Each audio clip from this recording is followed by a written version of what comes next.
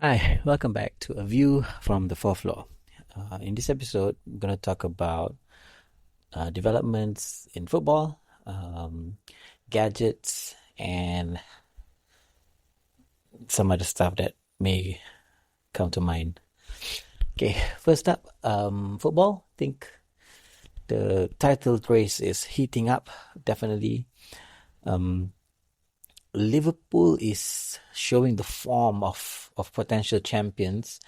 Yesterday they waited until the last minute, probably the last play of the game, to snatch victory from the hands of a draw. I think Nottingham Forest was a bit unlucky.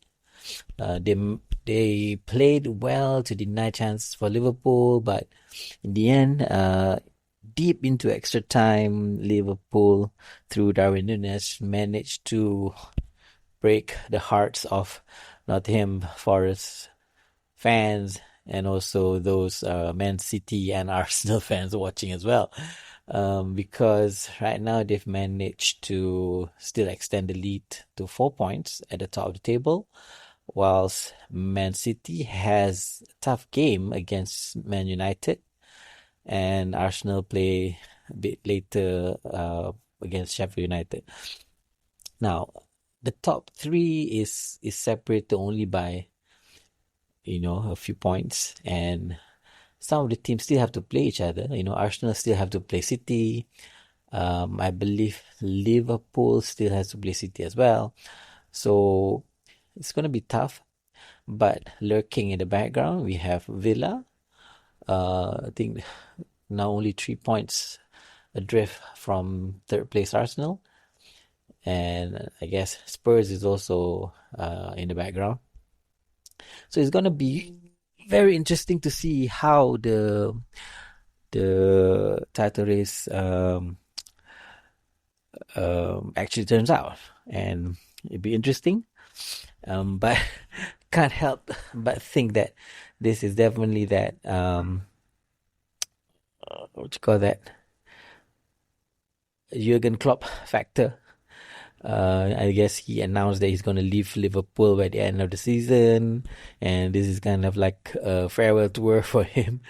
But it's so interesting to see how some of the decisions, some of the timing is going for Liverpool at the moment, and you can't help but wonder, man, does this have something to do with the fact that Jurgen Klopp will be leaving the club, and it's kind of like getting the players to play and try to win for him.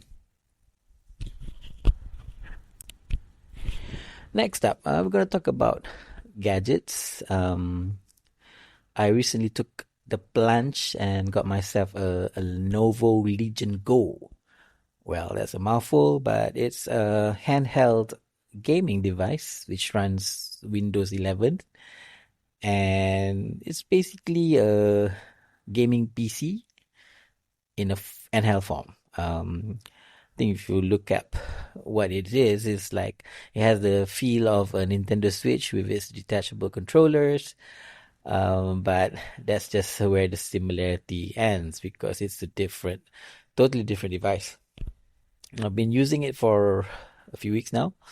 Must say that it is a chunky beast. It's very big, and the fact that you run Windows means that you can basically install all the different game service providers. Like you can install Steam, you can install Epic Store, you can run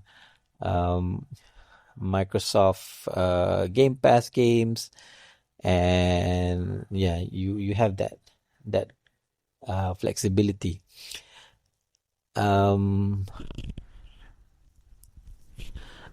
I wanted to see what or how the device can perform, and I was looking at other handheld as well. I was looking at the um ROG Rogue Ally Asus.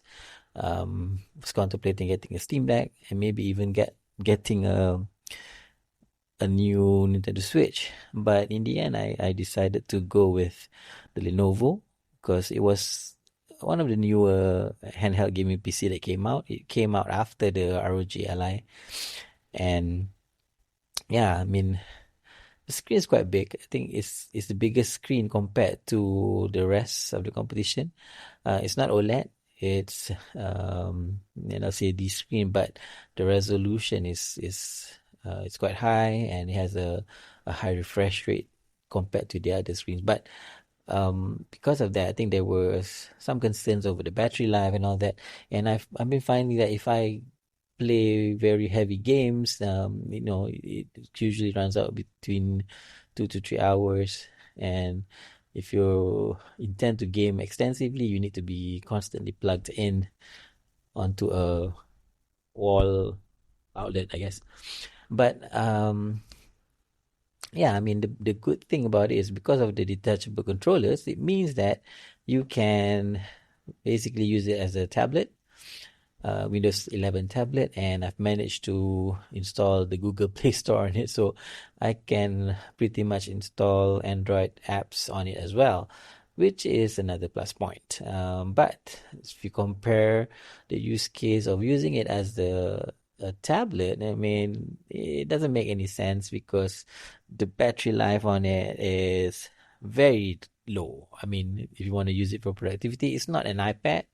You don't have all day battery life, but if you use it sparingly, or you use it near a plug point, it makes sense because it's a PC. You can run all the Windows applications on it, and yeah, it's a proper Windows device.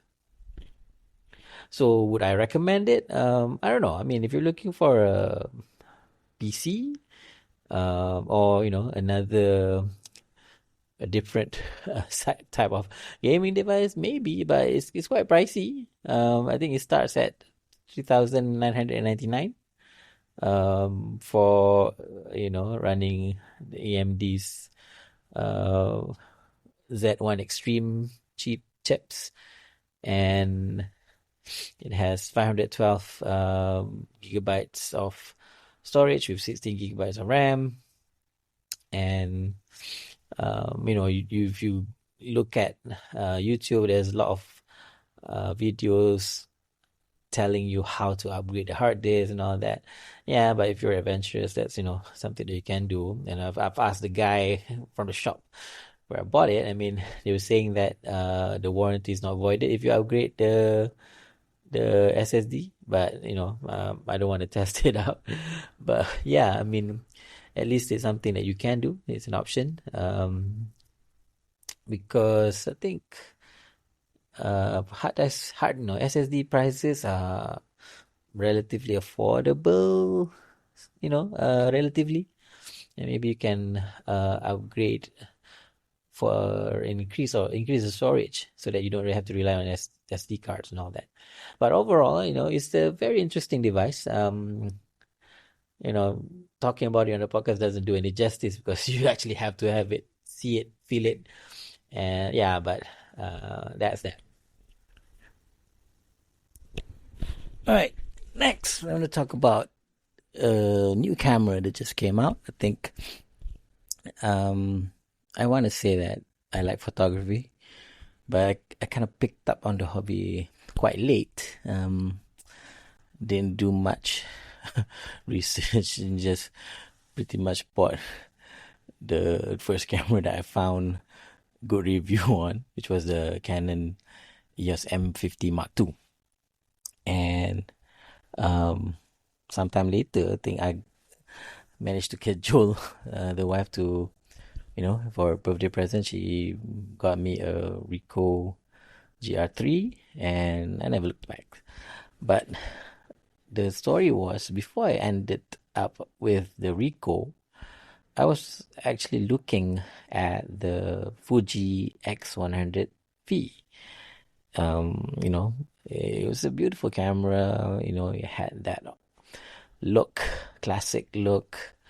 The pictures that came out of that camera was also brilliant. They had Fuji film simulations, and all in all, it was one of those cameras that was made popular by TikTok and Instagram, and people were taking good photos with that. So I was looking at that camera beforehand, but because of the scarcity or the high demand, it was almost impossible to get that camera.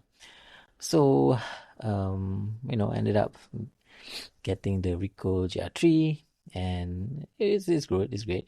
But recently, Fuji just came out with a successor of the X100V, the aptly named X100VI or X106, and I did manage to play around with it at my local camera shop. They were having a promotion for people to come and feel or play around with the camera before they decide to buy it. I think they were having some pre-order offers, and I just wanted to have a look and see, how the camera felt in the hand.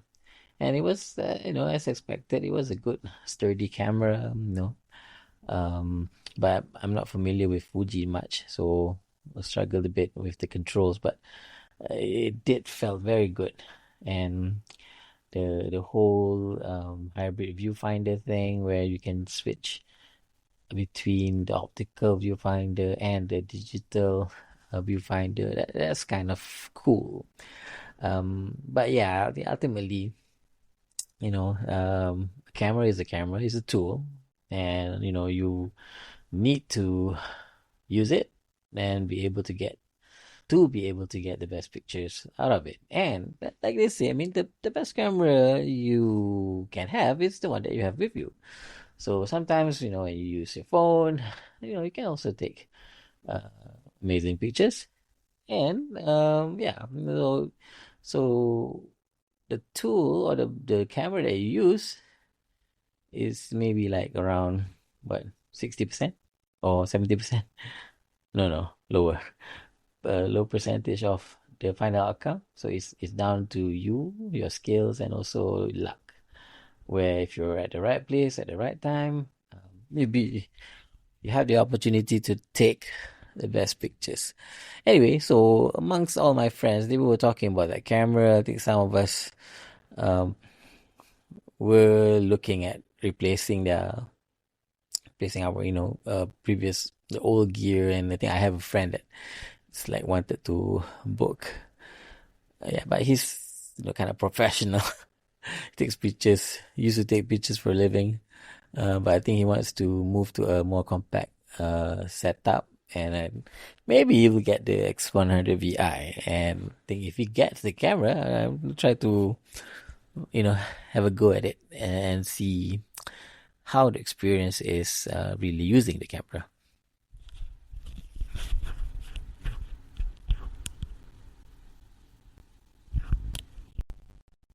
Right. So whilst I was recording this episode, I think the Man City derby game just ended with you City winning 3-1. Oh, it was such a close. No, not really close. I mean, City was hammered. City was attacking relentlessly, but they did not manage to score. Although, when Foden equalized, there was a bit of controversy on whether or not Rashford was fouled. But, you have to play to the whistle. And looks like City is keeping pace on Liverpool, closing the gap again to just a single point. Now, Arsenal, of course, will play Sheffield United, and we'll see if we can still maintain the pressure. I think, if by my calculations, if Arsenal wins every game, which is, good luck with that, we will win the league, because we will play City, and if we win that game, we will jump over City, and City still has to play Liverpool. And if City wins that game, then Liverpool drop points, and we'll be probably able to catch Liverpool. I don't know. Anyway, so that's this episode. Catch you in the next one. Bye bye.